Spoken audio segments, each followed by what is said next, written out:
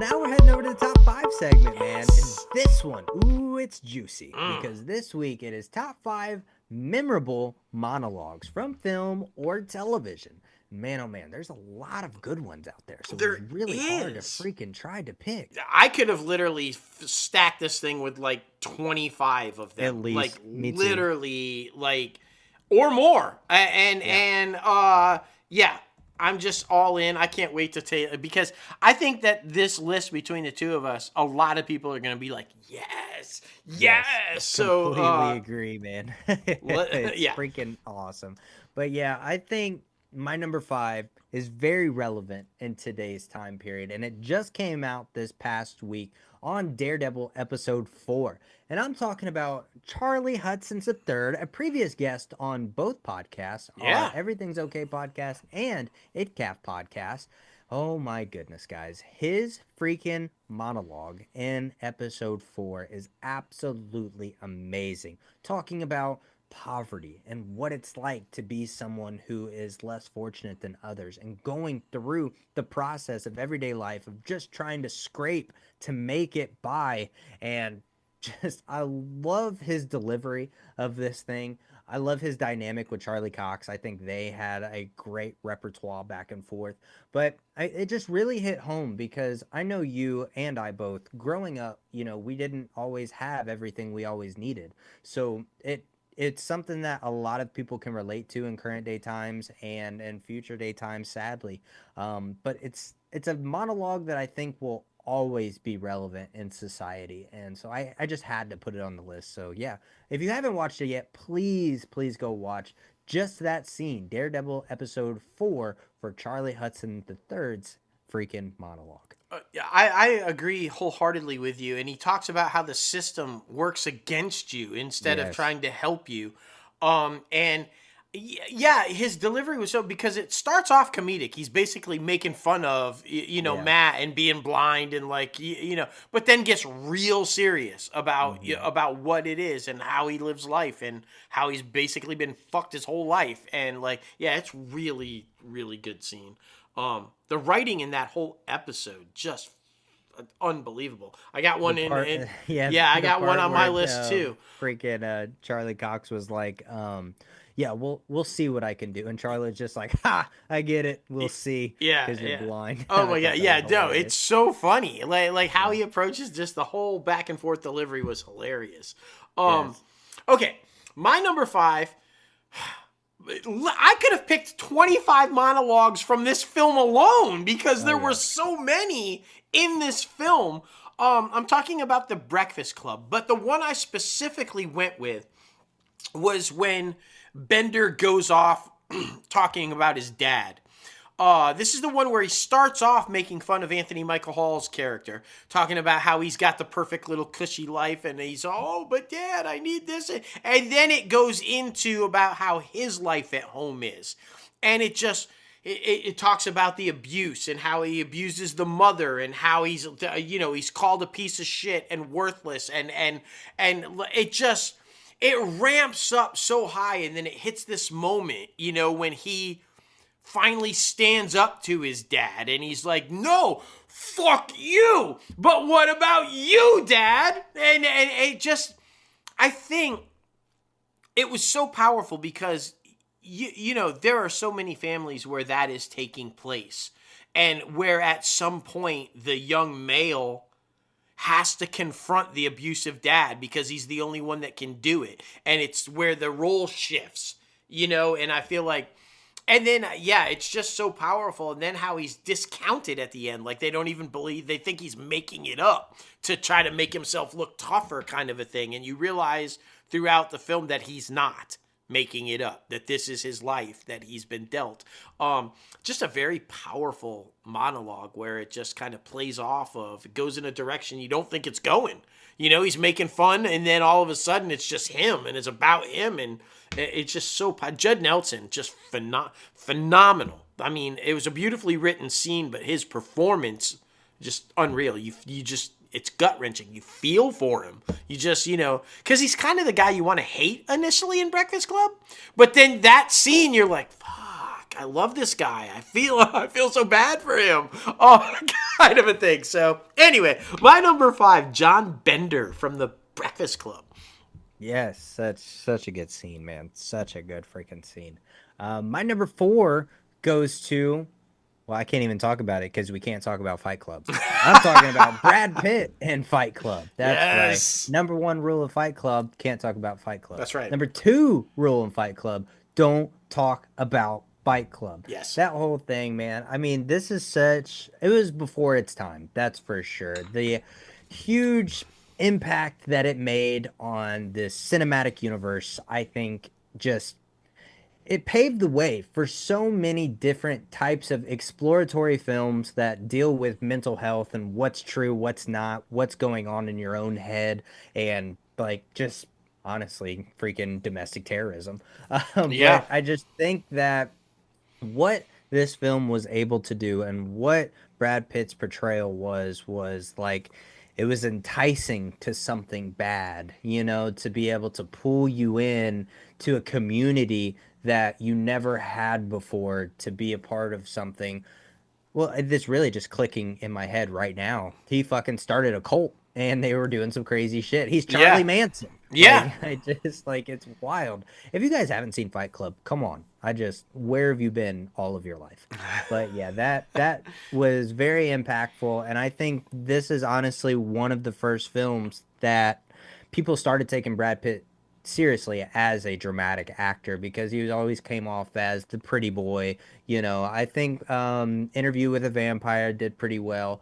But I think this film, everybody started taking him seriously. So number 4 for me, Brad Pitt and Fight Club. Yeah, I'm glad you put it on the list because, and I agree with you, it's one of those movies that really first kind of opened the doors to talk about mental health. Yeah. It's basically a really stark look at what's real and what isn't. And, you know, forces you to take a look. And I'm talking about, like, in your head, what's real and what isn't. It really forces the issue there. And, yeah, it's just, whew, man. Okay, my number 4, we're jumping back to Daredevil Born Again, episode 4. Because the writing in this thing was just brilliant. But the delivery...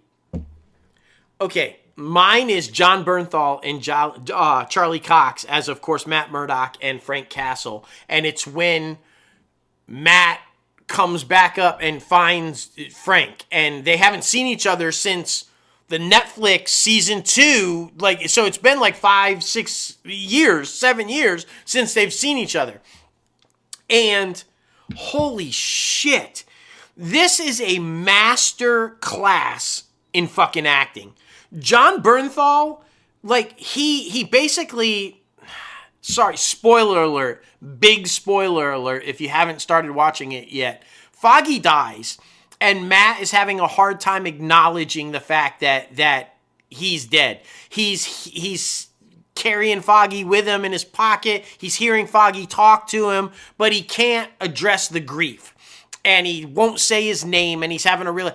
And Frank just basically calls him out on his shit, saying, what the fuck are you doing? You got to address that shit. You got to do what you do, because if you can't take care of it, you know, it's going to eat away at you.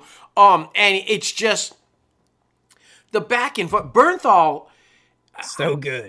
This man, like, I've never seen anything like the way he performs. It's just when in The Bear, the episode at the Christmas table, I'm thinking that's the best monologue, straight on, 8-minute, 9-minute straight dialogue from Bernthal that I've ever seen in my life, from any actor. Then he follows it up with the next season where he's having an 8-minute conversation of straight dialogue in that, and I'm like, this is the best straight up dialogue I've ever heard. And then he comes with this, and it's just, and Charlie Cox, don't get me wrong. Oh my God, the way he plays off of him, where Frank just eats him up until the anger comes out, and bam, you know, and then, oh shit, I'm sorry. Why do you have the, and just the back and forth. But for me, it's just Frank saying, it's always with you. It's the reason I do it. I hear my son every day. It's why I do it. And just taking the offense that he took to being called a victim, and like, it just, oh my God. you have to watch this episode and you have to watch these scenes because I could go on forever about this dialogue back and forth between them. But when Frank goes off and he's basically saying, here's why I'm Punisher, here's why you need to be fucking Daredevil, and don't come at me with your shit. Yeah. Number 4, John Bernthal and Charlie Cox as Frank and Matt, Daredevil Born Again. Just fuck, man. It's so good when he's like, say his name. Yeah, yeah. And he's just like, you came here for me to tell you that it's okay to be red. Yeah. Like, that's why you came here. Oh like, my, it was that whole scene is so fucking good. When he gets all angry, he's like, I don't have time for your. He's just like, you're like, he's gonna, he's just gonna cap his ass. He's like, I don't have fucking time for you. It's like, just shit. That man, I'm gonna say it. It's unreal because a couple of the people that I have on my list going up, I think John Bernthal might be the greatest actor of this generation, honestly, and is just not getting recognized. Agreed. I just, how this man doesn't have Emmys and Oscars out the ass, like, I don't know, because this man never fails to deliver, ever. So, I don't know, man. It's just crazy. It's so good, man. It's so good. Number 3 for me goes to Julia Stiles in 10 Things I Hate About You. Yeah. When she's going through her list in class about Heath Ledger's character and how this is basically about love and everything that gets under your skin about your partner, everything that you just you despise about them, but you're not going to change anything about them because you love them so much. So you have to everybody has to deal with each other's baggage when you come into a relationship and when you come into a union. So I think that's what this particular freaking scene represents, is just dealing with each other's baggage, And I mean, going through the whole thing it's such a beautiful scene, and I love how they end it with the 10th thing I hate about you is that I don't hate you, not even a little bit, not even at all. And like, it's so powerful in that whole scene when she's just looking him straight in the eyes and just, yeah, it's a great freaking movie. Probably one of my favorite movies of all time. I still have that one on repeat. But yeah, if y'all haven't watched that monologue, it's so freaking good. Number 3 for me, Julia Stiles and 10 Things I Hate About You. So good. She's so stellar. She's another one that I feel like is highly underrated. She just kills it. My number 3, I don't have to say a whole lot about because everybody on the face of the planet has seen it. Everybody on the face of the planet quotes it. Everybody basically knows the entire fucking monologue from start to finish. I can't because it's that good. If John Bernthal is the greatest actor of our generation, quite possibly, my next 2 cement the fact that Aaron Sorkin is the greatest fucking writer of this generation, maybe ever. I'm just saying. My number 3, of course, is Colonel Jessup, Jack Nicholson himself, in A Few Good Men. Now, you could pick a series of monologues that this man delivers, but I'm talking specifically about the courtroom scene, where deep down inside, in places you don't want to talk about, you want me on that wall. You need me on that wall. It's a back and forth, and I'll give Cruise credit. The back and forth in that monologue, but it's really when Jessup goes off on his single rant talking about this is why he does what he does and how he defends it, and it's a necessary evil for somebody to stand on that wall and fucking kill people, and he doesn't regret ever doing it, kind of a thing. When he goes off on that tangent, he's not wrong, but then, there's a way to do it, Jessup, and that's not it. But it's just so good. Sorkin is such an amazing writer, and of course, Jack Nicholson, definitely one of the greatest actors of all time, and just the way this thing's pulled off is just unreal. My number 3, Colonel Jessup, A Few Good Men, and yeah, he fucking ordered the code red. Yeah. It's so freaking good, man. It's so freaking good. Maybe that's our top 5 next week. Top 5 actors that we think are the best of all time. From like all generations, because he's definitely in the top 5. Has to be. Probably in yours too. Like, Man, oh man. Damn, that's a tough one, bro. Like I know. you're I bringing know. hard ones right there. Like Yeah, I have to start thinking about it. I'm done. You finish the show. I gotta go start thinking. Like yeah, fuck, man. literally. Well, we both know that he's gonna be on both of our Well, lists, yeah, so there's yeah, that no one at doubt. least. But yeah, fuck, it's gonna be hard. It is. Anyway, number 2 for me goes to Taraji P. Henson in Hidden Figures. Ooh. Oh my goodness, I love this monologue because Taraji's character in this particular film, it's about NASA and getting to the moon, racing to the moon, before Russia gets there, and we're trying to figure out the mathematical equations. And of course, her character is the smartest woman in the room, but it is during segregation time, so there's a lot of that underlying conflict throughout the entire film. And Kevin Costner is absolutely amazing in this film He as is. well, and how he portrays his character and his reactions to everything. But this particular film, talking about, she's not at her post as much as she needs to be because she is such a vital person throughout this whole entire process, because she has to walk like 2.5 miles across campus where they're at to use the restroom. And fucking that entire thing, and the coffee pot, nobody wants to drink out of her coffee pot. It's very emotional, it's very, very tense, and it's very, very impactful. Like, thinking about it now, I'm trying to hold back tears because it's so freaking good, and it won her the Oscar, which rightfully so. So yes, if you guys have not freaking seen Hidden Figures, please do yourself a favor and watch that freaking film. It's absolutely phenomenal. Taraji P. Henson, Kevin Costner, freaking lady from Ma, Olivia, Yeah. Olivia Spencer, is Yeah. that her name? Octavia Spencer. Octavia Spencer. So it's an amazing cast, amazing story, and an amazing monologue. So please do yourself a favor and go watch that. Yes, 2, Taraji P. Henson, Hidden Figures. So good. That's another one who's highly underrated. She just is phenomenal. I mean, everybody talks about Cookie, but she had so many other roles, this one included, that is like just stellar. Okay. My number 2 and my number 1 are intentional, and it's because they are both correct about America.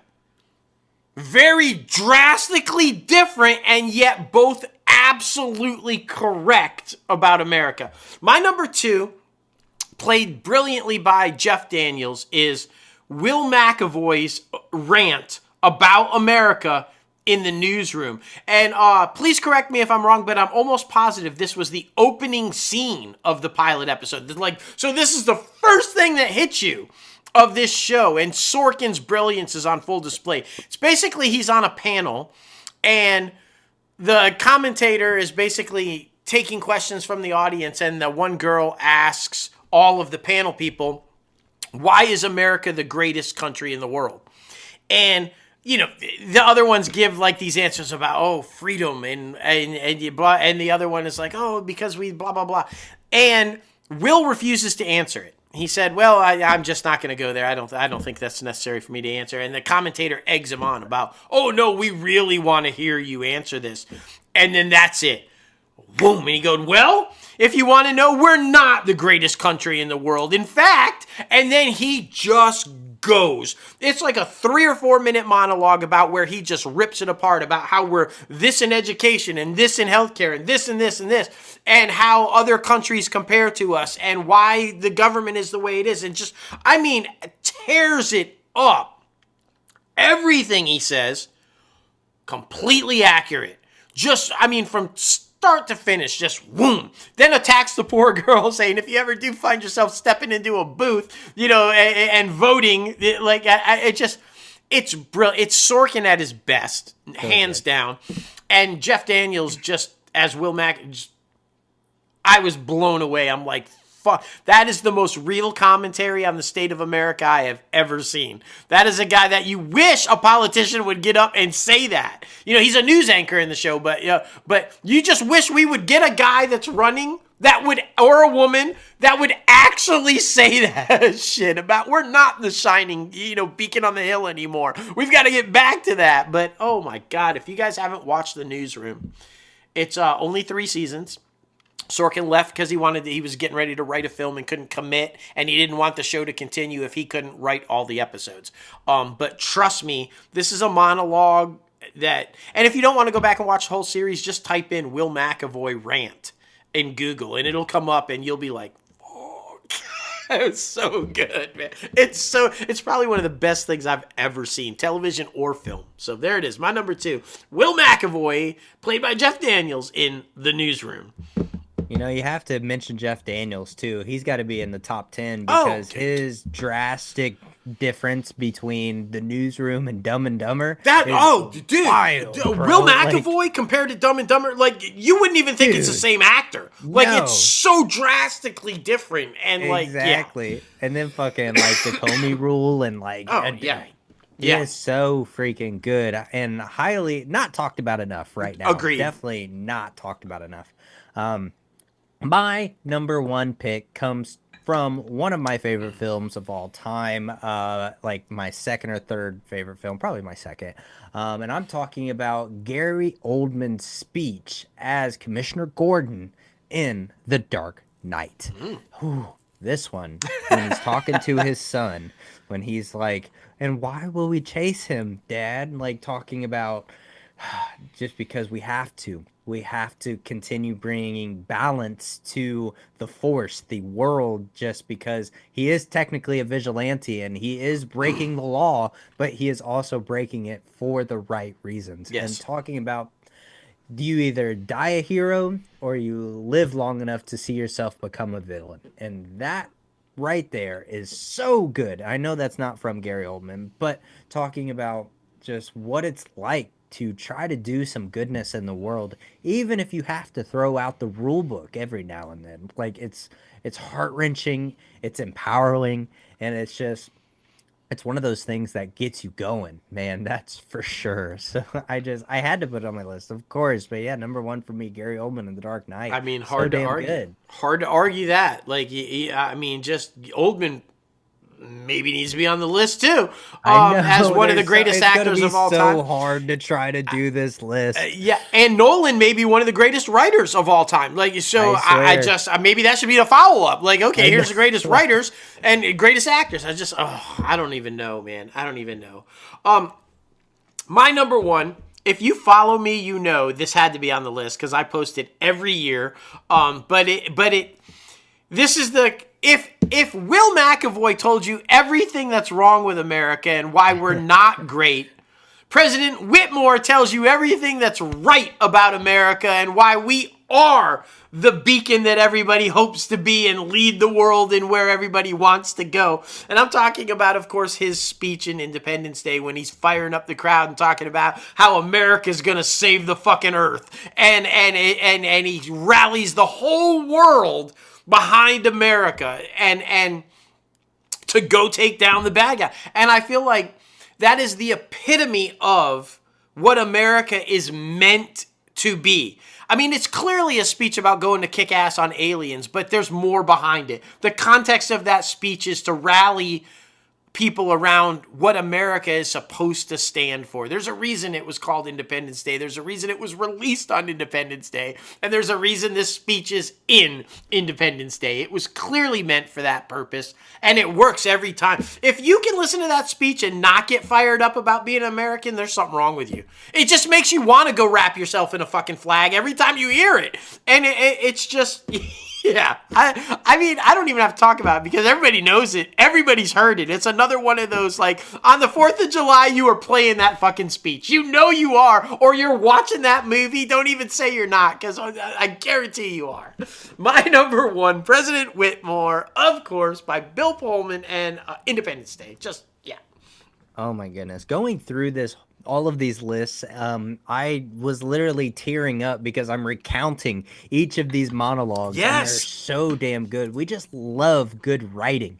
Really, like, like my nose is stuffy because I'm like trying to fight back tears because of all of this great freaking writing. There's so much good stuff. It just gets you fired up. I mean, you know, and you know me, I like good monologue. I can talk. So yeah, anytime you get a good dialogue-driven monologue that hits me for 4 or 5 minutes, I'm like, yeah!